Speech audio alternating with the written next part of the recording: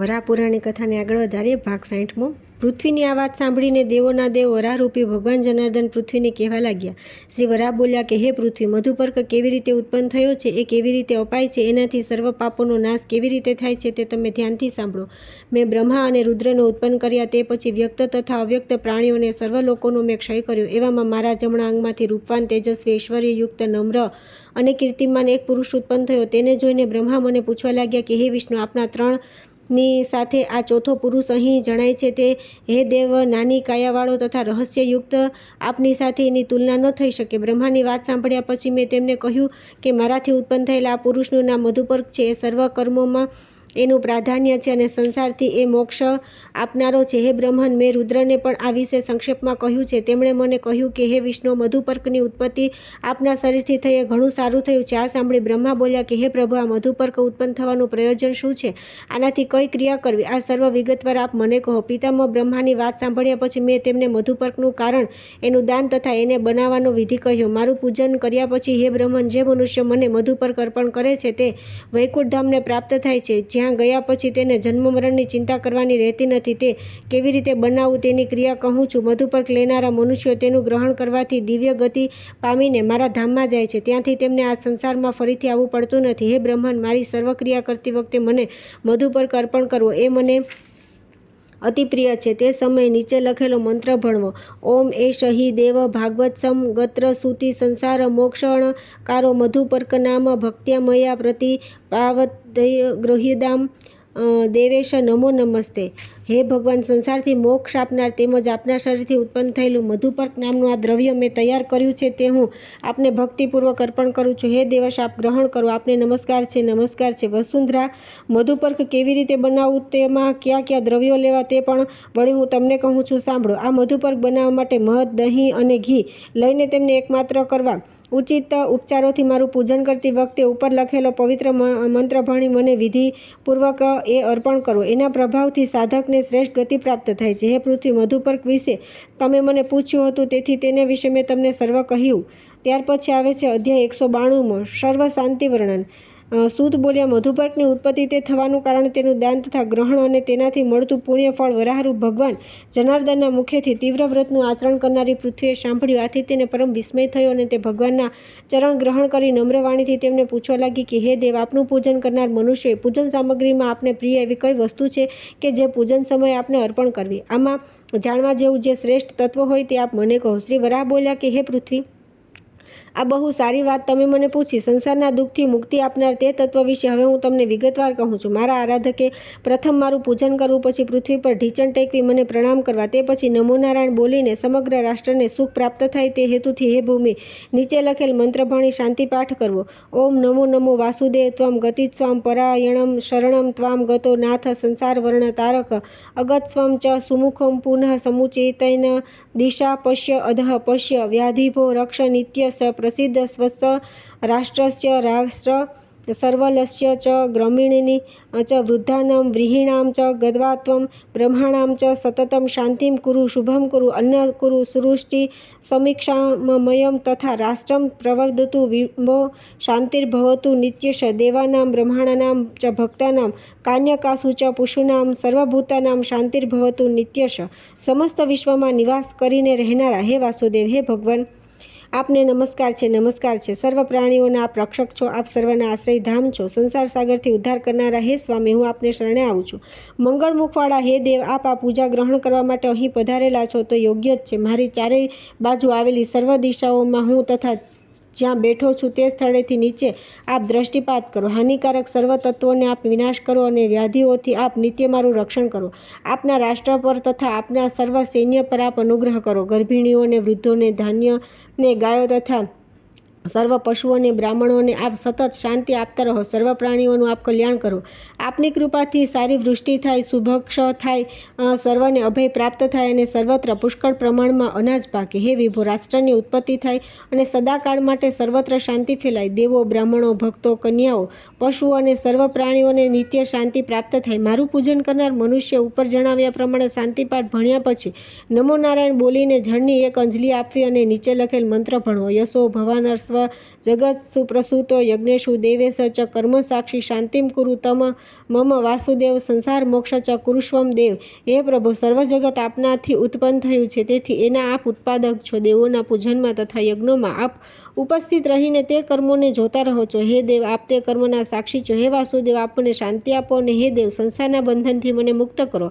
ભગવાન વસુદેવને ઉદ્દેશીને કરાતો આ શાંતિપાઠ સર્વ પ્રકારની સિદ્ધિ અને કીર્તિને આપનારો છે. તેજસ્વીઓનું પરમ તેજ છે, મોટામાં મોટો લાભ છે અને સર્વ ગતિઓમાં મોક્ષરૂપ શ્રેષ્ઠ ગતિ છે. મને સુખ આપનાર આ શાંતિ સૂક્તનો જે મનુષ્યો ધ્યાનપૂર્વક પાઠ કરે છે તેઓ પુનર્જન્મથી લઈ મુક્તિ થઈ મારા સ્વરૂપમાં લય પામે છે. આ પ્રમાણે શાંતિપાઠ કર્યા પછી મને મધુપર્ક અર્પણ કરવા માટે તે તૈયાર કરવો. તે પછી નમો નારાયણ બોલ્યા પછી નીચે લખેલ મંત્ર ભણવો. યશો ભવાનર પ્રસૂતો યે સમવર્ત્યો મધુપર્ક નામ અગચ્છ શાંતિષ્ઠ હમે ચ પ્રાત્રે મમામી સંસાર વિમોક્ષણાય. હે મધુપર્ક, આપ ભગવાન વિષ્ણુના ગાત્રથી મધુપર્ક નામથી ઉત્પન્ન થયા છો. આપ પૂજ્ય છો. અહીં પધારેલા અને સંસારથી મને પણ મોક્ષ આપવા માટે આ બે પાત્રોમાં આપ સ્થિર થાવ. આ મંત્ર બોલીને ઉંબરાના પાંદડા 2 પડિયાઓ લઈ તેમાં ઘી, દહીં અને મધ એકત્ર કરવા. મધ ન મળે તો તેને બદલે ગોળ લેવો. ઘી ન મળે તો તેના સ્થાને ડાંગરની ધાણી લેવી. દહીંના અભાવમાં દૂધ લેવું.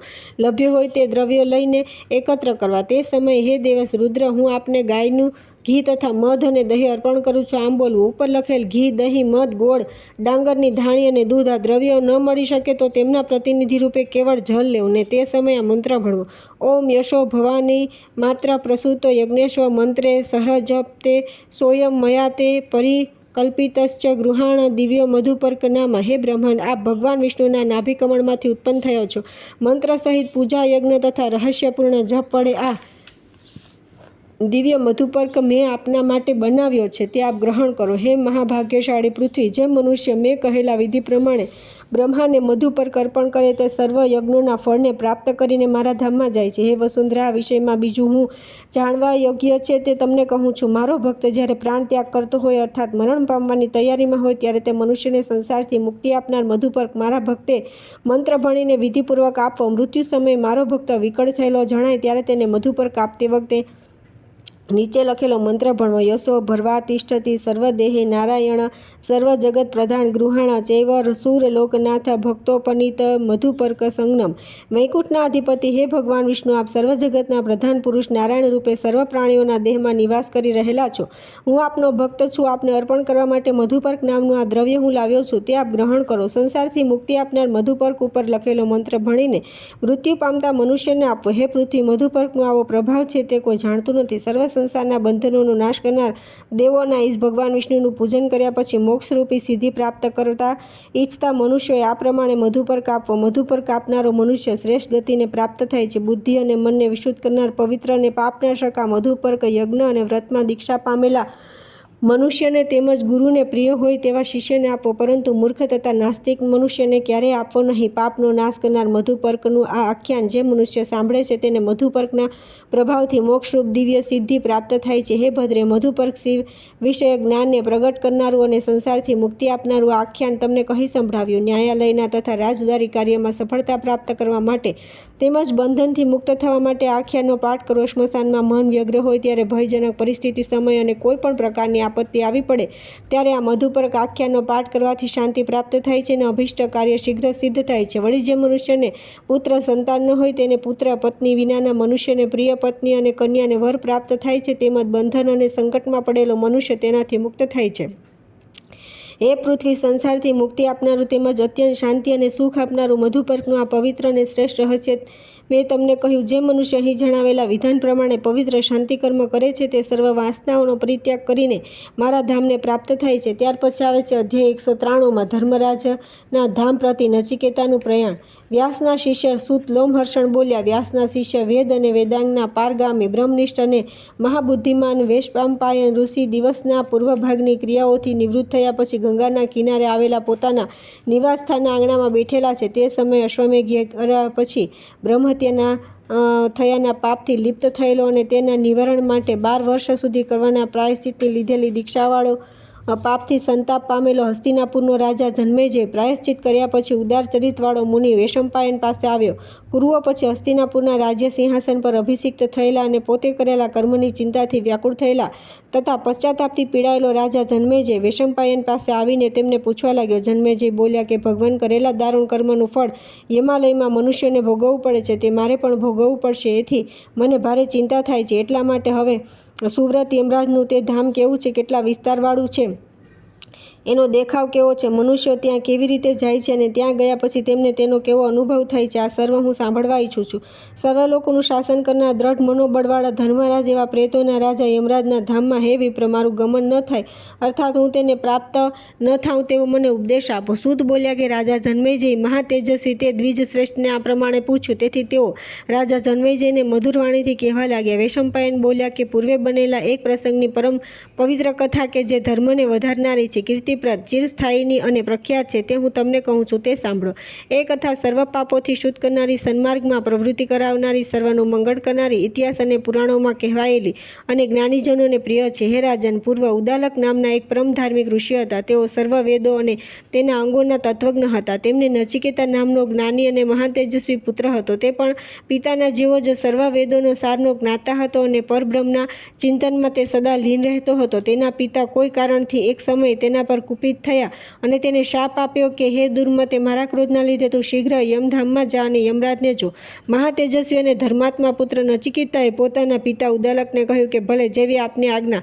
તે પછી થોડીવાર વિચાર કર્યા પછી બુદ્ધિમાન અને જીતેન્દ્રિય નચિકેતા યમ પાસે જવા તૈયાર થયો. ત્યારે ફરીથી તેણે પિતાને વિનયથી સન્માનપૂર્વક કહ્યું, આપ સદા ભગવત ધર્મનું પાલન કરતા રહ્યા છો, તેથી આપ ધર્માત્માનું વચન કદાપી મિથ્યા નહીં થાય. હું પરમ જ્ઞાની એ ધર્મરાજના રમણીય ધામમાં જઈશ અને ત્યાંથી પાછો ફરીને અહીં આવીશ, એમાં સંશય નથી. પિતા બોલ્યા કે હે વત્સ, તું મારો એકનો એક પુત્ર છે, તને બીજો કોઈ ભાઈ પણ નથી. અધર્મયુક્ત બોલાયેલું મારું વચન અસત્ય થાય. હે મારા પ્રિય પુત્ર, તારી કીર્તિ વિસ્તાર પામે. કુળને દોષ લગાડનારો હું નિર્દય છું, ખોટું બોલનારો છું. હું તાત ક્રોધે ભરાઈને મેં તને ન કહેવા યોગ્ય વચન બોલીને શાપ આપ્યો. તું સદા ધર્માચરણ કરે છે, મિથ્યા ભાષણથી મારાથી તને શાપ અપાઈ ગયો. મારા આ દોષથી હે પુત્ર, તારી ઈચ્છા પ્રમાણે તું મને મુક્ત કરીને મારો ઉદ્ધાર કરીશ. હે પુત્ર, હું સત્યવાદી નથી, ધર્મનો મેં અપરાધ કર્યો છે, હું દૂષિત થયો છું. હે મહાભાગ, તું સદા મારી આજ્ઞાનું પાલન કરે છે, તેથી યમધામમાં જઈશ નહીં, મારો શાપ મિથ્યા થાય. હે પુત્ર, તું ધર્મજ્ઞ છે, યશસ્વી છે, સદા ક્ષમાશીલ છે અને જીતેન્દ્રિય છે, સેવાભાવી છે, અહંકાર રહિત છે, મારો ઉદ્ધાર કરવામાં તું સમર્થ છે. હું તારી પાસે યાચના કરું છું કે હે પુત્ર, તારે યમધામમાં જવું નહીં. વિવસ્વાન એટલે સૂર્યના પુત્ર વૈવસ્વ યમરાજ તારા પર રોષે ભરાય તેમજ તારી પોતાની મરજીથી તો મને તેમની પાસે ગયો હોવાથી મહાતેજસ્વી હે મારા પુત્ર, જો તેઓ તને ત્યાંથી પાછો ન જ આવવા દે તો હું તો દુઃખી થઈ જાઉં.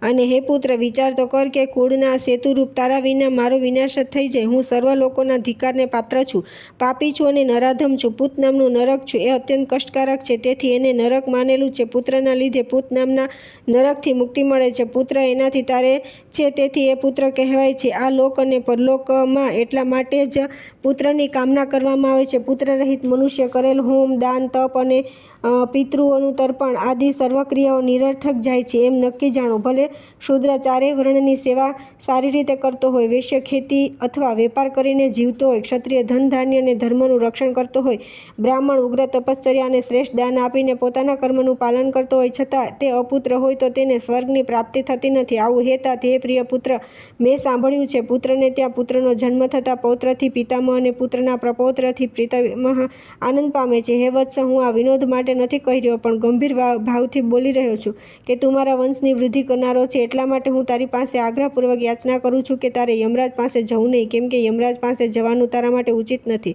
વૈશંપાયન બોલ્યા કે પિતાને આ પ્રમાણે વિલાપ કરતા જોઈને પ્રસન્ન અંતકરણવાળા પરમ ધર્માત્મા પુત્ર નચિકેતા પોતાના પિતા ઉદાલકને કહેવા લાગ્યો. પુત્ર બોલ્યો કે હે પિતાજી, આપે મારા વિશે ખેદ કરવો નહીં અને મને આપ યમપુરીથી પાછો અહીં આવેલો જોશો. સર્વ લોકોના વંદની યમદેવના દર્શન કરીને હું ફરીથી અહીં પાછો આવીશ. હું મૃત્યુથી ડરતો નથી. હે तात, મૃત્યુના ધામથી અહીં પાછો આવીશ ત્યારે આપની કૃપાના લીધે રાજા મારો સત્કાર કરશે. એમાં ભાગ્યશાળી પિતાજી, આપ સત્યમાં નિષ્ઠા રાખો, સત્યનું સર્વ રીતે પાલન કરો. સત્ય એ સ્વર્ગમાં જવા માટે એને સોપાન રૂપ છે. સંસાર સાગરને પાર કરવા માટે નૌકારૂપ છે. સત્યના લીધે સૂર્ય ગરમી તથા પ્રકાશ આપે છે. સત્યથી વાયુ વાય છે. સત્યના લીધે અગ્નિ દહન કરે છે. સત્યના પ્રભાવથી પૃથ્વી ટકેલી છે. સત્યનું પાલન કરવાથી સમુદ્ર પોતાની મર્યાદાને ઓળંગી શકતો નથી. સત્યના લીધે મંત્ર સર્વલોકનું હિત કરે છે. મંત્રથી પવિત્ર થયેલા અને પૂજાયેલા યજ્ઞો સત્યના લીધે જ વિદ્યમાન રહી પોતાનો પ્રભાવ દેખાડવા માટે શક્તિમાન બને છે. સત્યથી જ વેદો ઈશ્વરની સ્તુતિ કરે છે. સર્વલોકો સત્યમાં નિવાસ કરીને રહેલા છે. સામવેદ સત્ય સ્વરૂપ ઓમકારનું ગાન કરે છે. સ્થાવર અને જંગમ રૂપ સર્વ જગત સત્યમાં રહેલું છે. સ્વર્ગ અને ધર્મ એ સત્યના સ્વરૂપ છે. સત્ય જ બ્રહ્મ છે. એનાથી ભિન્ન અન્ય કંઈ નથી. હે तात, સત્યથી સર્વ વસ્તુની પ્રાપ્તિ થાય છે એમ મેં સાંભળ્યું છે. સત્ય કરતાં બીજું કંઈ પણ શ્રેષ્ઠ નથી. સત્યનિષ્ઠ દેવોના દેવ મહાત્મા રુદ્રે પૂર્વે બ્રહ્માનો ત્યાગ કર્યો હતો ત્યારે સત્યના લીધે જ બ્રહ્માએ વેદોની દીક્ષા લીધેલી છે અને સત્યથી જ પોતાનું કાર્ય કરતા રહે છે. ઓર્વ નામના ઋષિ હતા. તેઓ ભૃગુ ઋષિના વંશજ હતા. કાર્તવીર્યના પુત્રોએ ભૃગુના વંશનો નાશ કરવા માટે ગર્ભમાં રહેલા બાળકોનો પણ નાશ કરી નાખ્યો હતો. એક કુળમાંની એક સ્ત્રીએ પોતાના ઉદરમાં રહેલા ગર્ભનું રક્ષણ કરવા માટે તેને પોતાના ઉરુ અર્થાત સાથળમાં છુપાવી દીધું. એ સ્ત્રી ઉરુમાંથી બાળકનો જન્મ થયાથી તે ઓર્વ સંજ્ઞા પામ્યો. સત્યના પાલન માટે જ ઓર્વે વડવાના મુખમાં અગ્નિનો પ્રક્ષેપ કર્યો હતો. હે तात, પૂર્વે દેવો પર અનુગ્રહ કરવા માટે જ દેવો સહિત સર્વ લોકોને પરાક્રમી સંવર્ત નામના મેઘે ધારણ કર્યા હતા. વિરોચનનો પુત્ર બલિ સત્યનું પાલન કરવાના લીધે બંદીવાન બની પાતાલમાં વસે છે. પોતાના અનેક શિખરોથી વૃદ્ધિ પામતો રહેલ મહાપર્વત વિંધ્ય સત્યના પાલન માટે જ વધતો અટકી ગયો છે. આ સર્વ ચરાચર જગત સત્યના આશ્રય રહેલું છે. ગૃહધર્મ, વાનપ્રસ્થ, યતિ તથા અન્ય વ્રતોનું પાલન કરનારાઓ માટે સત્ય જ આધાર છે. હજારો અશ્વમેઘ યજ્ઞોની તુલના સત્ય સાથે કરવામાં આવે તો સત્ય શ્રેષ્ઠ ઠરે છે. સત્યથી ધર્મનું પાલન થાય છે. ધર્મનું જે મનુષ્ય પાલન કરે છે તેનું ધર્મ રક્ષણ કરે છે. એટલા માટે હે પિતાજી, આપ સત્ય ધર્મનું આચરણ કરો અને આપની રક્ષા આપ પોતે જ કરો. આટલું કહીને ઈર્ષા તથા અસૂયાથી રહિત સત્યવાદી, જીતેન્દ્રિય અને સંયમી પ્રસન્નચિત્તવાળો મહાતેજસ્વી ઋષિપુત્ર નચિકેતા સમય પ્રાપ્ત થવાના લીધે પોતાના તપના પ્રભાવથી પોતાના દેહ સહિત યમરાજને શ્રેષ્ઠ સ્થાનને પ્રાપ્ત થયો. ત્યાર પછી આવે છે અધ્યાય 194માં યમધામથી નચિકેતાનું પાછું આવવું. વૈશંપાયન બોલ્યા કે નક્કી કર્યા પ્રમાણે નચિકેતા દુષ્પ્રાપ્ય અને અજય યમરાજના શ્રેષ્ઠ ધામમાં પોતાના સ્થૂળ દેહ સહિત ગયો. ત્યાં યમરાજે તેનો યથોચિત સત્કાર કર્યો અને તરત પોતાના ધામથી વિદાય આપી. પછી તો હે રાજન, હે જન્મેજય, જ્યારે નચિકેતા ઘેર પાછો આવ્યો ત્યારે તપના નિધિરૂપ ઋષિ ઉદ્દાલક પોતાના એ પુત્રને જોઈને ઘણો હર્ષ પામ્યા. તેનું માથું સૂંઘ્યું અને બંને હાથ તેના શરીરે વીંટાળી પોતાની છાતી સાથે તેને ચાપી વહાલથી ભેટીને આલિંગન આપ્યું. હર્ષની કિક્યારીથી ઉદ્દાલકે આકાશ અને પૃથ્વીને ગજવી મૂકી. તે પછી પ્રસન્નચિત્તવાળા તે ઋષિએ પોતાની આસપાસના અન્ય ઋષિઓને પ્રીતિપૂર્વક બોલાવીને કહેવા માંડ્યો, આવો, તમે બધા અહીં આવો અને આ મારો પુત્રને તો જુઓ. અરે, એ પોતાના દિવ્ય તેજ અને તપના પ્રભાવથી યમરાજના સદનમાં જઈને તરત પાછો અહીં આવી ગયો. મારા પિતૃઓનો સ્નેહ અને મારા પર રહેલી તેમની કૃપાના લીધે, વળી ગુરુની સેવા કરવાથી અને દેવની અનુકૂળતાના લીધે મેં મારા પુત્રને જીવતો જોયો છે. મૃત્યુના મુખમાં જઈ આવીને મારો આ પુત્ર પાછો અહીં આવી પહોંચ્યો અને મને મળ્યો. તેથી આ જગતમાં મારા જેવો કોઈ ભાગ્યશાળી પુરુષ બીજો નથી. પછી તેઓ પુત્રને પૂછવા લાગ્યા કે હે વત્સ, તને માર્ગમાં કોઈએ મારી નાખ્યો નહીં? તેમ યમાલયમાં તને બંધનમાં ન નાખ્યો એ મારું પરમ ભાગ્ય છે. હે પુત્ર, તું અહીંથી ગયો ત્યારથી માર્ગમાં તને કોઈ કષ્ટ પડ્યું નહોતું ને? તારી યમધામ યાત્રા સુખપૂર્વક થઈ ખરી ને? હે સમયે કોઈ ભયંકર વ્યાધિથી તું પીડાયો નહોતો ને? ત્યાં જઈને પહેલાં કદી ન જોયું હોય એવું અપૂર્વ તે શું જોયું? કોઈ મહાતપસ્વી ઋષિના તેને દર્શન થયા? તારા પર એ પ્રસન્ન થયા ખરા? કોઈ રાજાને તે જોયો? યમ તને પોતાના નેત્રોથી જોતા હતા, તેથી પ્રેતનો કોઈ બળવાન રાજા તારી પાસે ઉદ્ધતાઈથી વર્ત્યો નહીં હોય? તને પોતાની ઈચ્છાથી ત્યાં આવેલો જોઈને તારા પર કોઈ પ્રસન્ન થયું ખરું? હે પ્રિય પુત્ર, ધર્મરાજે જલ્દી તને વિદાય કેવી રીતે આપી? યમલાયના ભયંકર દ્વારપાળોએ તને અંદર જતા અટકાવ્યો નહીં. યમરાજે બીજા કોઈ મનુષ્યને ત્યાંથી મુક્ત કર્યો ખરો? બીજા મનુષ્યને તો ત્યાં ઘણું કષ્ટ પડે છે ખરું ને? યમાલયથી અહીં પાછા ફરતી વખતે તું ક્યાં માર્ગે થઈને આવ્યો? એ મારો પુત્ર મને ફરી પ્રાપ્ત થયો છે.